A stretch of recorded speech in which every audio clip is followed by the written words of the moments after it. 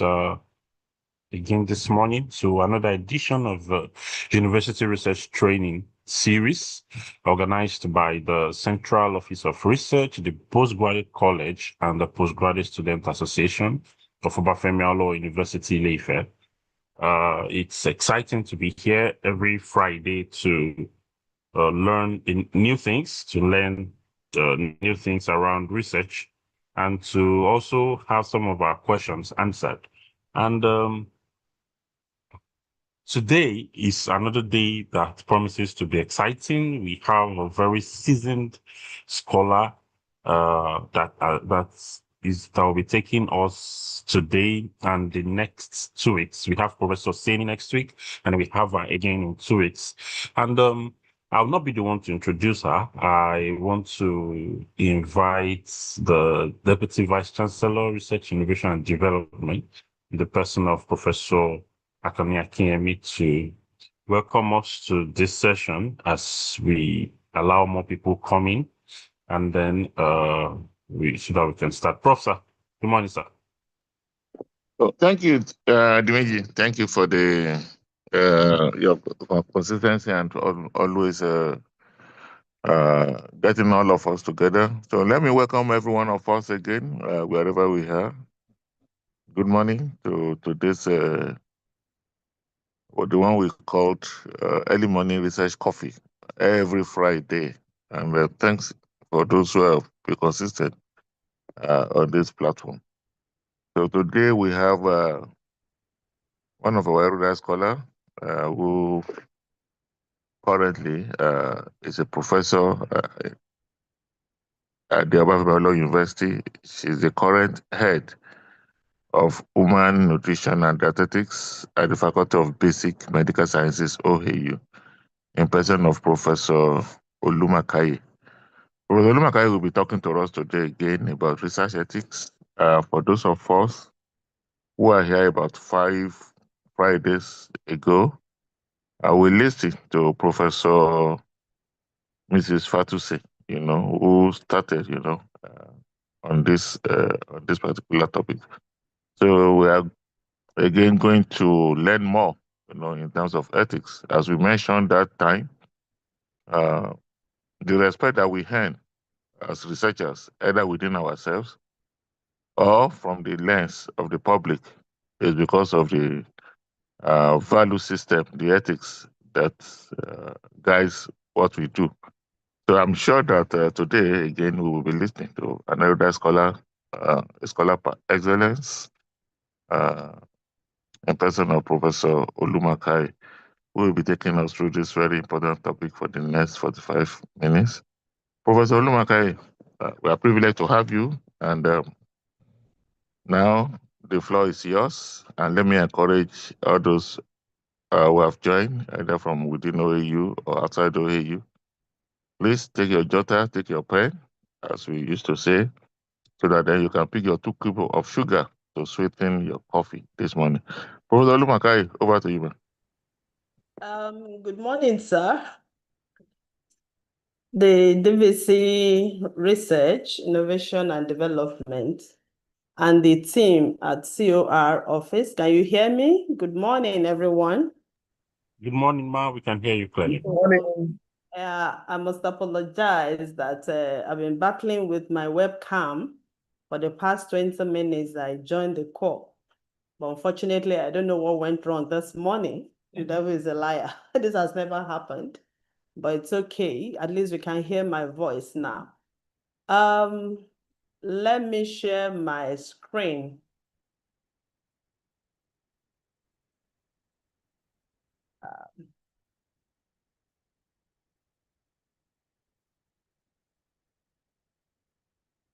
Yeah. Can we see the screen? Is it bold enough? Yes, but maybe the presentation style. Okay, presentation style. Yeah. Done it, yeah. Don't mind me. I do this often, but I don't know what happened this morning. Presentation style.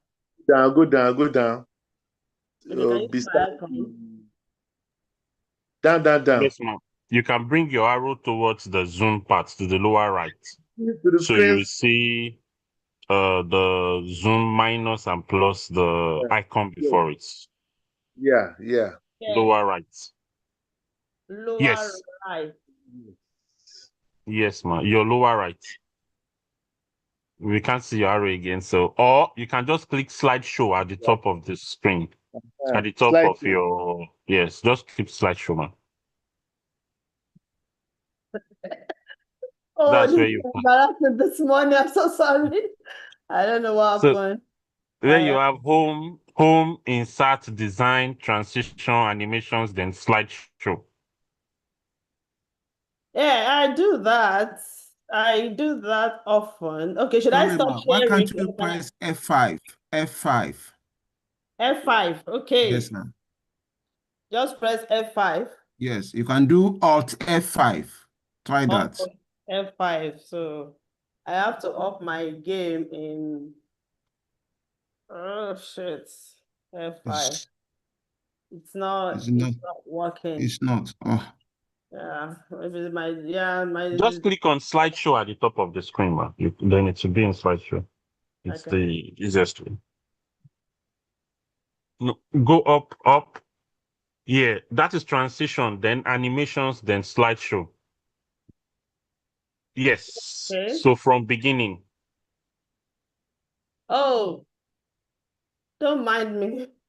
I'm Perfect. so sorry for that. Yeah, so once again, good morning.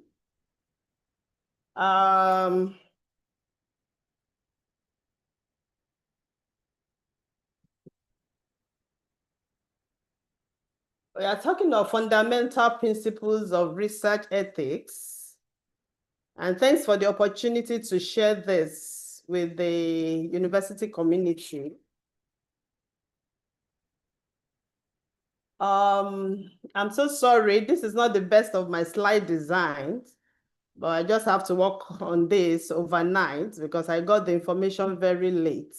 So I want to advise the team in the COR organizing this webinar series that going forward, maybe they should give us at least 1 week notice. 24 hours notice is just too short to prepare something. But probably because, yes, I'm used to research ethics, that's why I was able to quickly fix this overnight. Even up to 20 minutes ago, I was still working on it. Okay, so we're considering fundamental principles of research ethics. And this is the outline we will be considering or look at introduction, importance of research ethics, foundation of research ethics, ethical principles, and we will conclude in 20 minutes. I'm sure as researchers, this is one of the things that we would always want to receive in our emails when you have spent time, energy, resources, brain work to put research proposal together and probably submitted to a funding organization. And we'll be praying and fasting that something positive will come out of it. And once you receive that mail, you want to see congratulations. We don't want to see we regret. Once you see regret, you are like, wow, these people did not grant this research proposal award. Yeah, but once we get this, yes, what is the next thing that you have won a research grant? It's beyond that. One thing is for you to win a research grant. Another thing is for you to implement the research as you have proposed it. And there are some of the things that you need to do to ensure that your research work comes out so beautifully. It's what we are discussing today, and it's very key to research implementation. Now, what is research ethics? I define research ethics as the moral principles, guidelines, and standards that govern the conduct of scientific research. It ensures that research is conducted responsibly, honestly, and with respect for the rights, dignity, and welfare of participants. So we're going to talk about the second aspect, talking about the rights, dignity, and welfare of participants in this webinar. Then the second edition that will be taken, we'll talk about the responsible conduct of research and research misconduct. So when you talk of research ethics, we're talking of the moral principles, the guidelines, the standards that govern the conduct of that research, that the grants, the research you are working on. And the ethical considerations are particularly important because your studies or research often involve human participants. Human participants, you talk about maybe in the health, I'm so sorry, most of the examples I'll be giving will come from my field. Yeah, maybe, yeah, human participants generally, we deal with human beings, either as individuals, community, society. So you must not take that with levity. You must put everything in place to ensure that the research is conducted ethically. Then they are also involved, our studies often involve vulnerable populations. When you talk of vulnerable populations, we are talking of people that are helpless, that are like in quote at your mercy. They believe that you are bringing something that will benefit them to the table. So you can't afford to just handle it anyhow. For instance, like children, the pregnant women, elderly persons, even the farmers for the agriculturists, the farmers that you are working with, they trust you that the innovation you are bringing to the table, you are introducing to them will benefit them, will increase their yield, their performance, and they will earn more money. So they are vulnerable population. Then our studies often also involve collection of personal information. For somebody to trust you with personal information that ordinarily they wouldn't expose or disclose, it's a high level of confidence reposed in the researchers, and we must not betray that. We are talking of their health status, we are talking about their dietary diversity, we are talking about source of livelihood, income. Somebody, trusts you enough to reveal how much he or she is earning. So you can't just joke with that and just take it for granted. You must respect that. Then our studies also involve biological sample collection. It's not an easy task for somebody to allow you to draw blood from his vein or urine stool. These are personal stuff that can be, let me use something for the lack of right words, can be demonized, kind of. They are very sacred thing. For somebody to draw your blood, they trust you that you are using it for that purpose, not for other things. Blood is life. So for you to want to draw blood from your participants, so you can't just handle that. You must win their trust, and you must not betray that trust. And what about animal experimentation? The world is so keen about the welfare of animals today. Now, we will talk about that later in this presentation. So animals have their right too. So you have to handle them according to the guidelines laid down for animal experimentation. Then interventions that may affect health outcome or livelihood. Whatever you are doing, the intervention, the outcome of your research has a long-term impact on the health outcomes or livelihood of these people that you are working with. So you must be truthful and do your research ethically so that there will be nothing that would warrant a legal action against us. Now, let's look at the foundation of research ethics. When you talk of the modern research, it's actually based on principles outlined in documents. We have about 3 documents I've highlighted here.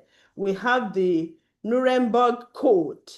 That one talks about the right of the participants, right of the participants to give you their consent to work.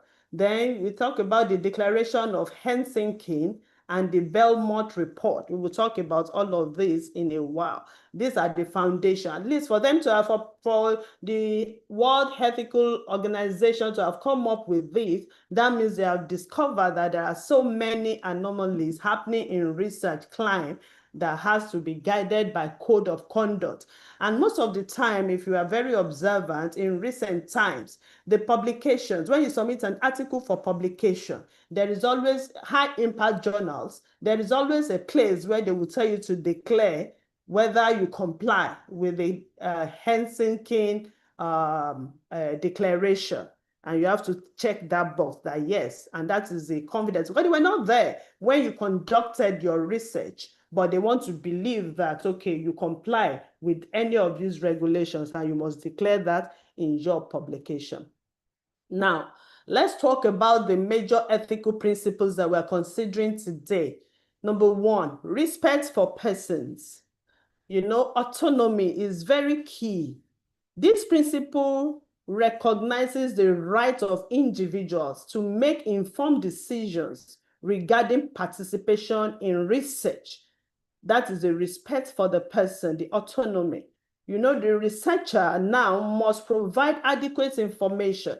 You must not hide any information. You must not be deceptive. You must not take them for granted. You must not hold back. You must provide adequate information about the research you want to do for somebody to give you the consent to go ahead to participate.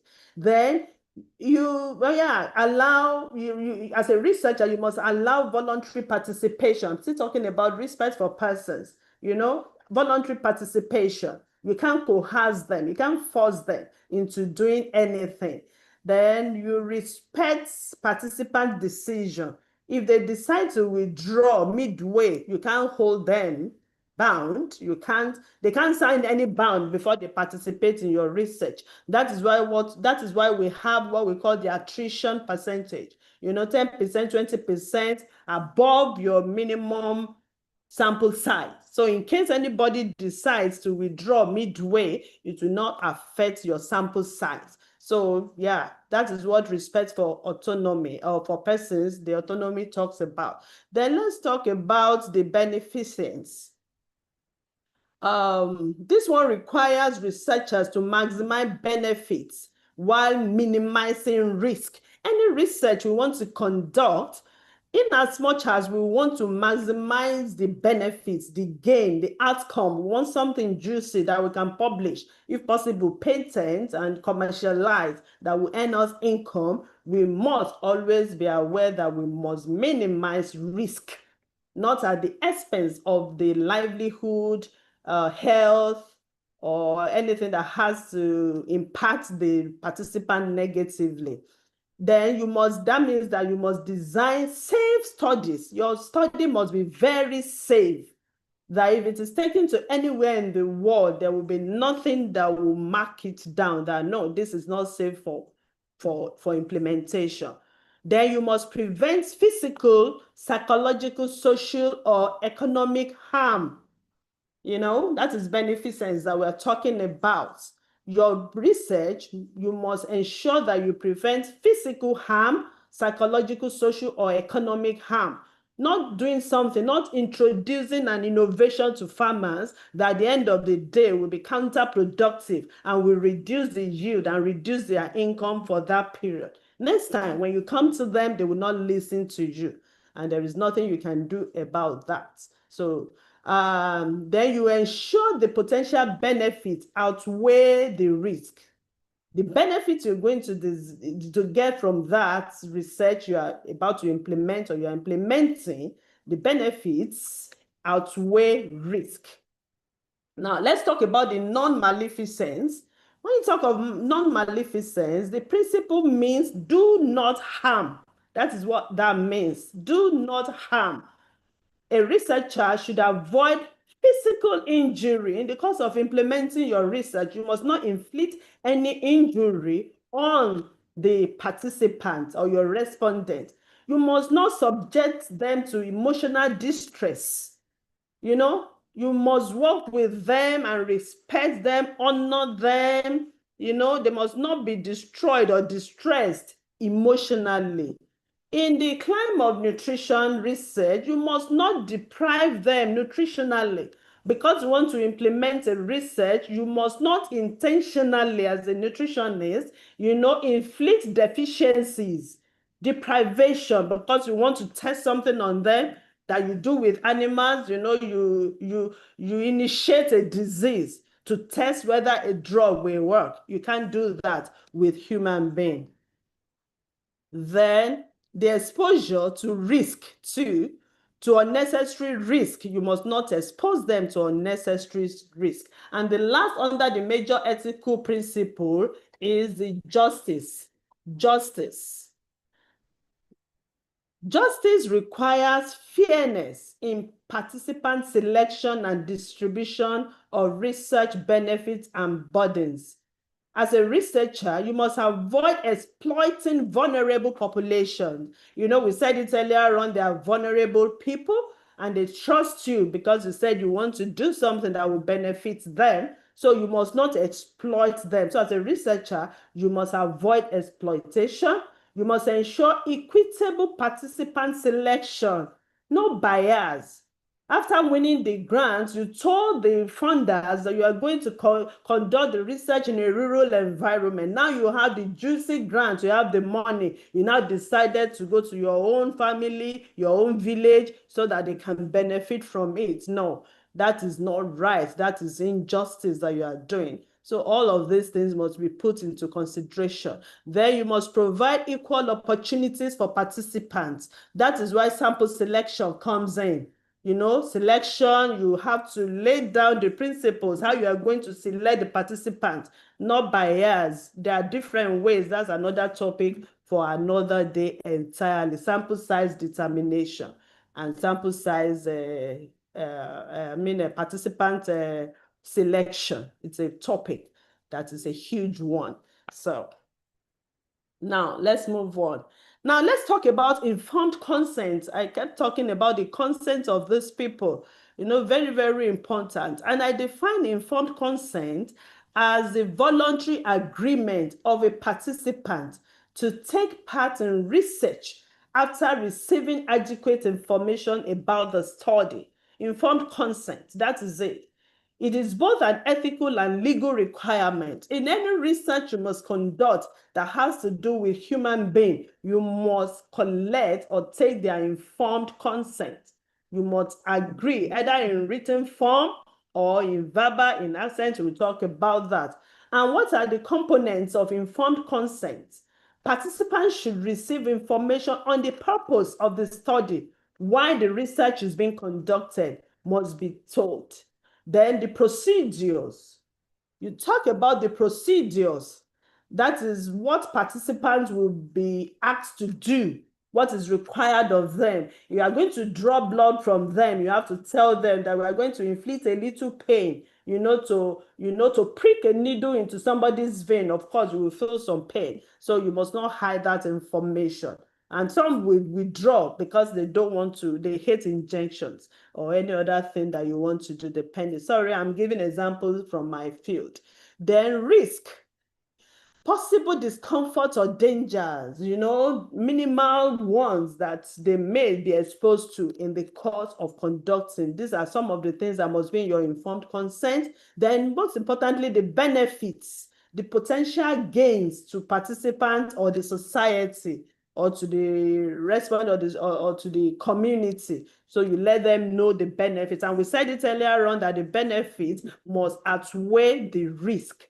Then about confidentiality, how information will be protected. If I trust you enough to reveal my life story to you, I must be sure that I am safe with you.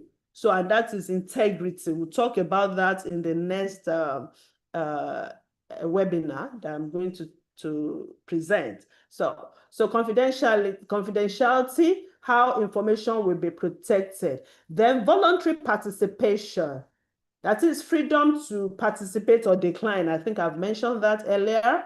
Then right to withdraw, they have the right to withdraw. They are not signing any bond rather, that they must complete the research. Then the contact information of you and them must be, provided. So communication, if they want to communicate to you in the course of the research, they should have access to you. And if you want to communicate them too, you get their contact information. Then let's talk about types of consent. We have written consent, that is, participant signs a consent form. This one is written from the word. Then we have the verbal consent, usually used when literacy is limited. especially when you are dealing with illiterates. So you take their verbal consent, and if it is a written consent, somebody that is literate in the family or the environment must be there to explain. The person will say have to give the verbal before somebody signs on his or her behalf. Then about assent is another type. Those of us that work with children, we obtain assent from children alongside parental consent. Parents don't have right to tell you to go ahead to conduct a research on their child, that is the minor, somebody that is less than 18 years. So the child must give a consent to that, yes, this assent rather, that he or she or they agree to go ahead with it. So with by electronic consent, we do that a lot because we do international, continental, national collaboration that you may not have access to physical, verbal, and all of that. You can sign the consent electronically. Then I talked about confidentiality and privacy. This is very, very key. And this talks about protecting participants' information from unauthorized disclosure. Researchers must store data securely. You must restrict access to data. You must restrict access to data. Not just anybody should have access to that information or those information you've collected from your respondents. Then remove personal identifier. Anything that can trace an individual to a particular data must be removed because there are so many people that will be working on the data. So that is why that's the essence of coding. So you code. So it is only you as a principal investigator or the team that knows who has what. Because at the end of the day, this data may be handled by other people, but you have to remove personal identifier, then use participant code instead of names. I've said that. Then the privacy is another thing. This talks about concerns, the individual's right to control access to personal information. You must conduct interviews privately, except you are doing focus group discussion, when you have all of them gathered in a place and you're interacting with them and everybody is giving their opinion. But when it comes to personal information being released to you, you must conduct the interviews privately. Then you obtain permission before recording conversation. Like this now, Zoom does that. If you want to record, it will tell you that this call is being recorded and you have to approve it before you can have access to it. So the same thing, most of the time we use our phones to record conversation. You let them know it is very unethical for you to record a conversation, and people do that a lot, and because of that people are always very careful to talk. But as researchers, we must put that at the back of our mind, that you don't record any conversation without permission of the person you are interacting with. Then respect cultural sensitivities. I conducted my recent research that I won, grants that I won, covered about 6 states in 3 geopolitical areas: Southwest, Southeast, and North Central. Of course, I couldn't go to the northern part, and I made a mistake. I forgot that the North Central, they are very keen when it comes to male interacting with them. But when I was recruiting my field officer, most of the ladies were not willing to go to North Central. Of course, Jebba, Niger State, and all of that. So the people that agreed to embark on such journey to go and collect the data, from that area were mostly males. And when they got to the field, they discovered that, of course, the people I was going to work with were adolescent females. And it has to do with measurement of their body, weight, height, hip, and all of that. So it became a serious problem. So I had to contact somebody in Niger State, one of the professors in one of our universities, that I ran into this trouble. I would need 1 or 2 females to join the team. So I had to part with extra money to get somebody that's a female that will be responsible for measuring those sensitive areas. That is respect for cultural beliefs of individuals. It was an oversight on my part. Yeah, but here we don't mind. The male can take your measurement of the hip, of your waist, and all of that. But in the north, They will not allow you to touch them. So these are some of the things I just learned, and I learned that, and I will never make such a mistake again. Then let's talk about data protection measures. Password protected database. You have to lock, yes, you have to password the data on your system so that nobody would have access to it behind you. Then probably maybe lock some files in the cabinet. And the rule, I guess the rule is that you must protect this data for at least 10 years. I had the grants from Netherlands, and this was very keen. I still have those documents locked up in a cabinet designated for that research. It's been 10 years now. I just remembered when I was preparing this slide, I have to contact them. Can I destroy these things? They told me that I must lock them up for 10 years, even after we had completed the project. We completed the project, I think it was 2018. No, it's not up to 10 years now.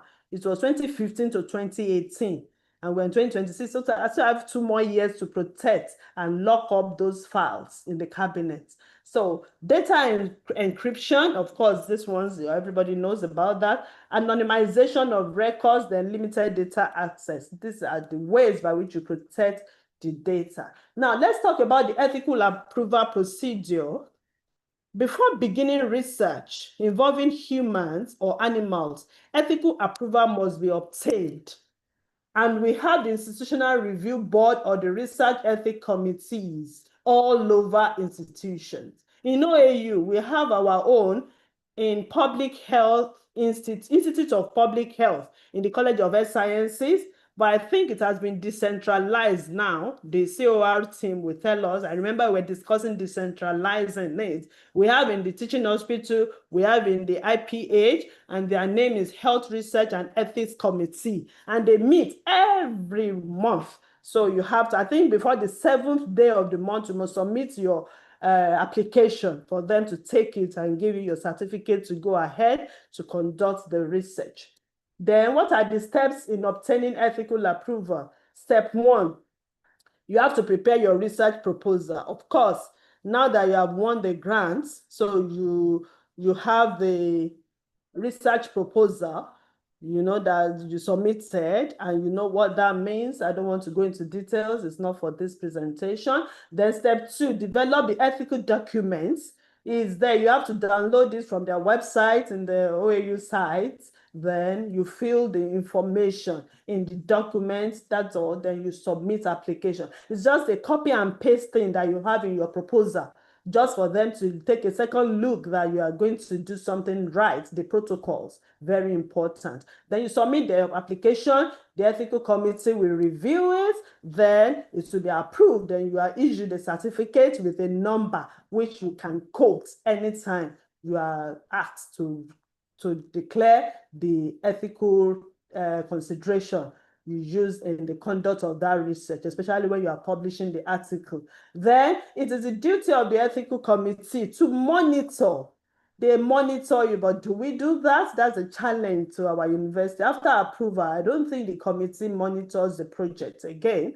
Then you have to report back to them once you are done. That okay, they gave you an approval to conduct this research, then you have to report back when you are done. But this step 6, I doubt it if we do it in OAU. So that's a challenge to COR. Maybe we can look into that. Yeah, monitoring is very, very important. Some people get the approval and they do something else. So you have to take that seriously and going forward. Then ethical issues. As we round off now, let's talk about the ethical issues in animal experiments. Animal studies are done in basic biomedical research, in translational and clinical research, pharmaceutical, toxicological tests, agricultural and veterinary research, nutrition and food science, and some other areas. So animal studies are done in our research works to clients. So they have their rights. The way human beings have their rights, the animals have their rights. And the justification, ethical justification. For you to use animal for your research, you know, that means that there is no suitable alternative that exists. that you have no option, and that's the only way you can have a meaningful outcome of your research. That is the only way by which you are permitted to use animal. Then the expected scientific benefits justifies animal use. That the animal use, the benefits is going to justify that it's worth using an animal, sacrificing animal. When you say you sacrifice animal, at the end of the day, you're going to kill the animals. They have they have right to live. But now, because you want to conduct a research, then you subject them to sacrifice by killing them to get your data or result, So there must be a justification for the benefits before that is permitted. Then animal welfare is protected. They have the animal rights group. I think in OAU we have the Animal Research Ethical Committee. Yeah, something like that exists in OAU too. So I have something I call the 3 R's principles here in animal use, Number 1 is replacement. Use alternatives whenever possible. If it is possible to use an alternative without using an animal by killing the animal, please go ahead and do that. Then R means reduction. Use the minimum number of animals necessary to obtain valid results. Not because you have money, you decide to buy so many animals, doing, playing with them that, okay, if this works, this will not work. No, in your protocol, you must have stated the quantity, the number you want to use, and not just wasting their life and buying more because you have the money. No, that is not ethically right. Then refinement, modify procedures to reduce pain, stress, and suffering. They may not be able to talk, but they also feel the pain. They feel the stress you subject them to. They suffer in the course of conducting this research on them. So you must refine the procedure to reduce pain. Yeah. Then what about animal welfare consideration? Researchers must ensure adequate feeding and watering. You don't starve them unnecessarily because you're conducting research. Proper housing. We have our animal house in the health sciences up there. It's very neat. Anytime you go there, you'll be happy, that this environment is very clean. I've gone for accreditation in some universities that their animal houses were smelling dirty, unkempt, that were not really very good. And as a result of that, we had to mark them down. So the proper housing, the veterinary care, the humane treatment, the ethical euthanasia were necessary. So you must put that into consideration. Then ethical review of animal studies. Animal experiments must be approved by an animal ethics committee before commencement. And I said that we have that in OAU. So if you are going to use animals, you must take the approval from this committee. The committee evaluates the scientific necessity. If you can do this research without using animals, they will suggest. But if that is the only way by which you can have a meaningful outcome, then you to be granted. Animal welfare measures that you have put in place will be considered. Then compliance with regulation on how to handle the sacrifice, the dispose, how you're going to dispose them after the research. Then, I think that's where I will stop. What are the action points from this seminar today? You put participants before the project. That's a take home. In any research, whether animal or human, you must put your participants before the project. They come first. Their welfare, their well-being, their livelihood, you don't jeopardize any of such. Confidentiality, you don't take them for granted. Most of the time, we researchers, we do what we call hit and run, which is ethically wrong. Especially in social research, you go to the field to collect data for your research. Then you analyze and you never went back to them to tell them the outcome of the result of the information you gathered from them. It is not right. So that is what I call hit and run. You hit them, you collect the information, and you run away, you go and publish, and that is it. So it's very important for you to go back to the community, to the individuals, and give them feedback. I've done that on a couple of times, and a couple of times I had to go back to the schools where I wrote reports and I went back to the school. From there, we discovered those who are malnourished, who are overweight, and we defined an intervention for them. And the school principals were very excited. And that was the first time somebody would come to collect data from their students and would write reports to let them know.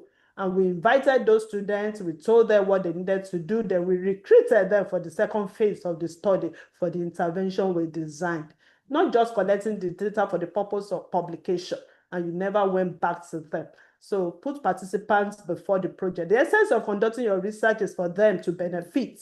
Remember, we said benefits must outweigh the risk involved. So make ethics part of your research from the beginning. If you have integrity, you have it. If you have empathy, you have it. You can't separate your life from your research. If you do anything shady, it shows that you as a person, you are a shady person. So you have to follow the protocol.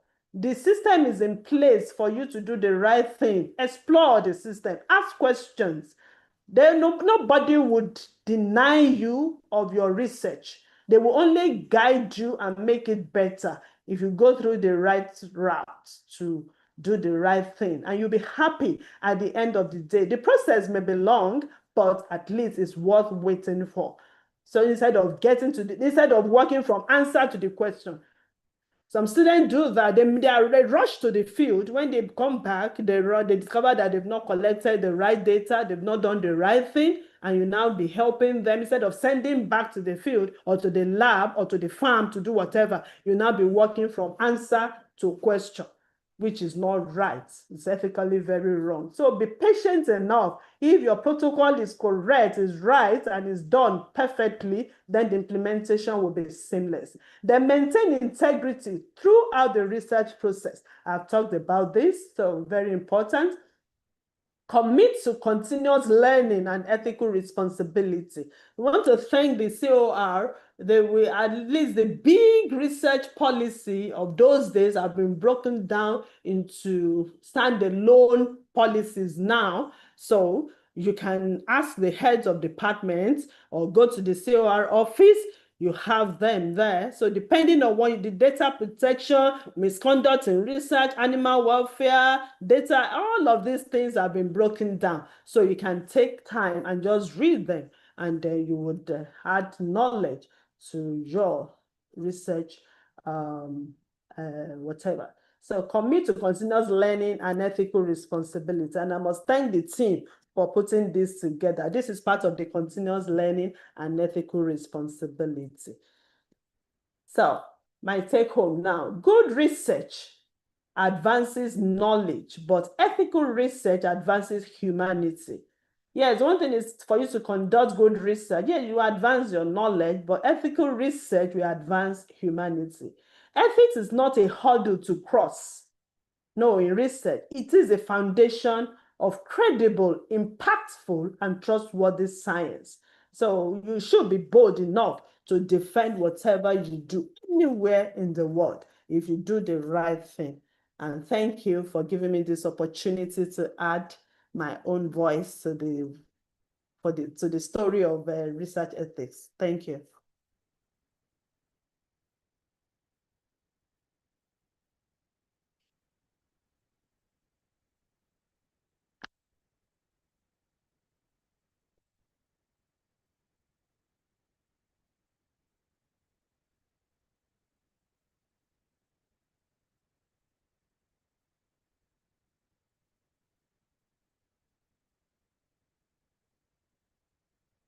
Hello, I'm done. Yeah, thank you so much, Prof. Is Dimeji there? Yes, sir. I'm here. Sorry, sir. I was stuck here. I didn't unmute. Good. Thank you very much, Ma, for this very For this session. I'm sure you can see the reactions from the participants on the screen. Thank you so much. I've checked the chat. I can't see any question yet, but if you have any question, please type it in the chat. And while you do that, let me invite Professor Babajide Ojo, the Director, University Research Office, for his reactions. Yeah, thank you, Dimeji. I want to thank Professor Lumakayi for the presentation of this morning.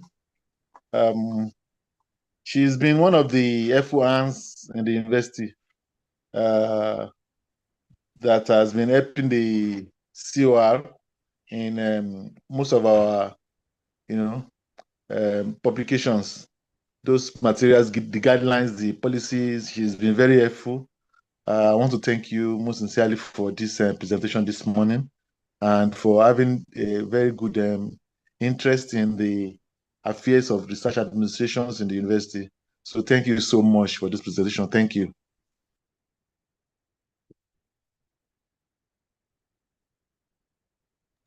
Thank you Dimeji, very over much, to you. sir. Yes, sir. Thank you very much, sir. Sorry, I want to also check for some of our senior professors to speak before we pick. Please, if you have questions, you can use the raise hand icon.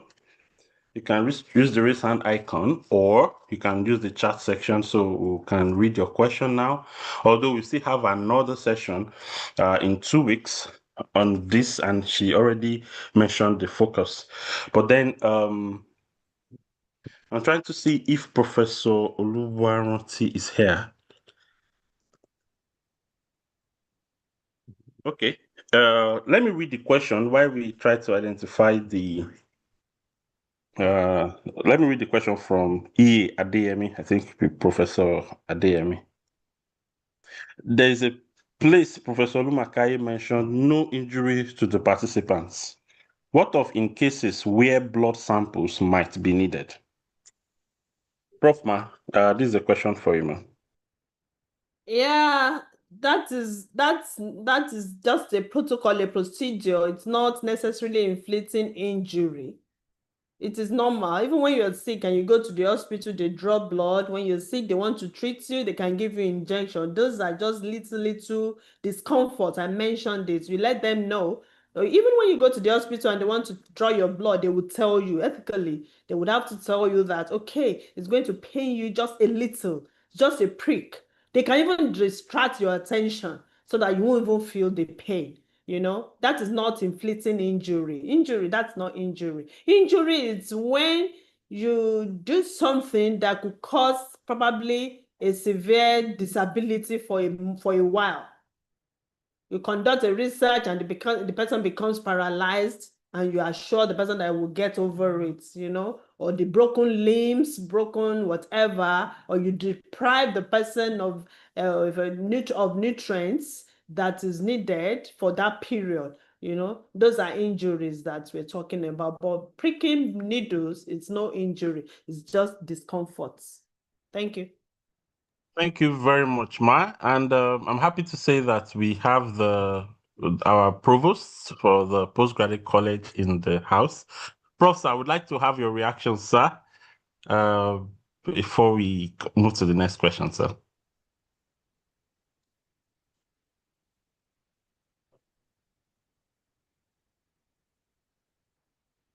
Prof, sir, you can unmute. Yes, sir. Good morning, everyone. Thank you so much. I've been online enjoying. Okay. Sorry, let's unmute please unmute. I don't know why the person is. Boyfriend, the wonderful delivery from Thank you. Even though there have been a few hitches, we thank God. There have been a few hitches in terms of the technical things, but overall, it's been a beautiful time. Thank you very much. Thank you. And I believe every participant has really enjoyed this delivery on ethics. We appreciate you, ma. And thank you for the DVC. Thank you, sir, and the director of COR and all of the staff. Thank you. We appreciate you all. Have a great weekend. Thank you very much, sir, for So we are looking forward to one of the days when we'll have our provost, Professor Ilesanmi, take one of the sessions. I think we are still planning. We'll let everybody know when when we are done cooking. All right, so let me invite Professor Grace Ogunlusi for her reaction. That's the Director, Intellectual Property and Technology Transfer Office. Oh, thank you, Dimeji. Good morning, my DVC, the provosts. I want to thank Professor Odu and all the people on the platform. I'm sure we have our other professors here. Thank you so much for making our time to be part of this early morning tea, as my DVC we call it. And I want to especially appreciate my auntie, Professor Oluma Kaye, for the lecture well delivered. My apologies for joining late. I don't know what happened. I guess I got caught up in some other things, working on my system. I didn't know when it started, but the part that I met was really insightful. And I love your passion with which you delivered the talk today. And also speaking to our conscience as we do our research, which I consider very, very important today, because like you said, people like shortcuts, quick ways of doing things, and without much considerations for the humans or animals that they are using. So thank you so much. I'm sure there's a lot to take home from this. The takeaways are very succinct, very relevant, and very useful. So thank you very much, Ma. And thank you all. All right, thank you very much, Ma.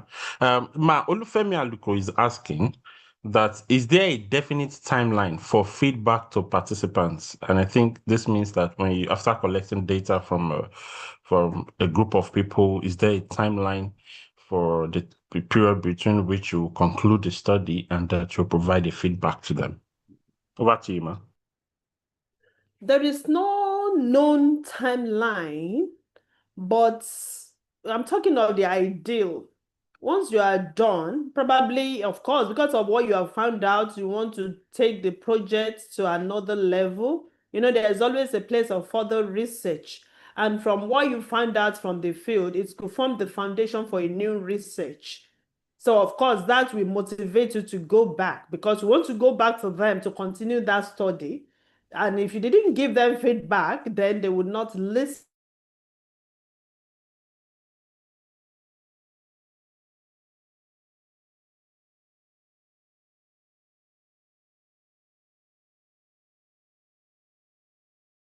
to them. Yeah. So that's just it. Thank you. All right, thank you very much, Ma. Saka Olaide asked that in animal science, carcass evaluation usually require killing the animals. How does that affect the welfare consideration as an ethical standard? And then Agwo Emmanuel asked that, how can one navigate a problem that arises on the field while taking fecal sample in an open field? Over to, those are the two questions that we have. I didn't get the second question from Agbo Emmanuel. Yes, I didn't get the asking. second question from Agbo Emmanuel. All right, Ma. He is asking that, how can one navigate a problem that arises on the field after you have gotten an ethical approval from all the necessary bodies? How can one navigate a problem that arises on the field while taking fecal sample in an open field, that is a refuse dump site? I think we have other scholars in the house, researchers that can help me with that question. So I don't want to be the only one talking here. But for the animal, yes, for the animal experimentation, of course, they know that at the end of the day, you are going to kill the animal to get your information. Maybe draw the blood, check the distress, and all of those stuff that you intended to do initially. Yeah, there is a protocol. Yeah, it is permitted. It is permitted, of course, we have to kill it. That's what they call sacrifice. You sacrifice the animal at the end of the day. So I don't know if Professor Yebanji is here, or Professor Odu. Yeah, the director of URO can help us to shed more light on that. And somebody to help us answer Agwo's question on how to navigate challenges after you have taken your ethical approval. Yeah. Okay, somebody raised his hand. I think somebody wants to bail me out. No. The Yes, person raised it. Okay, Prof, sir, over to you, sir. Press on, sir. Yeah, I think the right thing to do is just to ensure that you follow protocol. There are protocols, involved in sacrificing animals. It's just normal, something that you do. You do it humanly because there is animal rights, and you have to follow that protocol. So, for some people who collect blood samples, just like she has said, it has to be done, in a very safe environment. There are protocols for all of these things, and you have to follow protocols for human blood drawing, for animals, and even for animal sacrifice. You have to follow the protocol. You do it humanly, and then you discard the right way. You don't just discard, just anyhow. You don't just throw the animals, in the dustbin, and there are ways that you should just do all of these things, and there are protocols for every of these things. So you just follow the protocol. That's what I want to say. Yeah. There are established protocols that have been published that are acceptable, and then you follow the protocol. That's it. Yeah. Thank you very much, sir. Let me Okay. let me just add to what you just said from the human participants' point of view. That is why we have collaboration. Nobody is a repository of knowledge. You don't know it all. So if you want to delve into an area of research that is not your trust, consult with the right people in the other area that you want to explore. They will guide you right. For instance, I had a research work I did. It involved drawing of blood. As a nutritionist, I'm not permitted to draw blood because we have to screen these women for iron deficiency. We had to contact hematology department, and they recommended one of them, who is a medical doctor, a hematologist, that now joined the team, and their technical crew there too in the laboratory joined, drew the blood, even to test the pregnancy, to check whether these people are pregnant. No, everybody knows how to check pregnancy, to do pregnancy tests at home, but protocol would not permit you to do it, even if you know how to do it. Who are the people that are permitted to do such? The nurses. So because of that singular assignment, we had to bring a nurse into that team. And the only thing the nurse did was to test the pregnancy, using stripes. The strips rather. So that is it. Collaborate with other people. You are not working in isolation. You use the right people to do the right thing, and they will guide you right. At the end of the day, you'll be happy with the outcome of your research. Thank you. Thank you very much, Ma. We are already on top of the hour, but there is one question that was asked, and that is, must one obtain ethical approval for all the research carried out in the university? I think after that, we'd invite the DVC to help us close.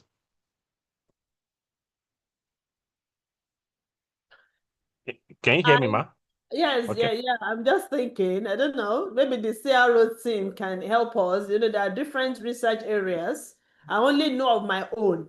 Yes, of course, because we deal with human beings, we have to. We need ethical approval. Yeah. We need ethical approval for all research Okay. that we carry out in the university. Every of the researches carried out in the university need ethical approval. So you just have to approach the committee involved and then ensure that you get the approval for your research work.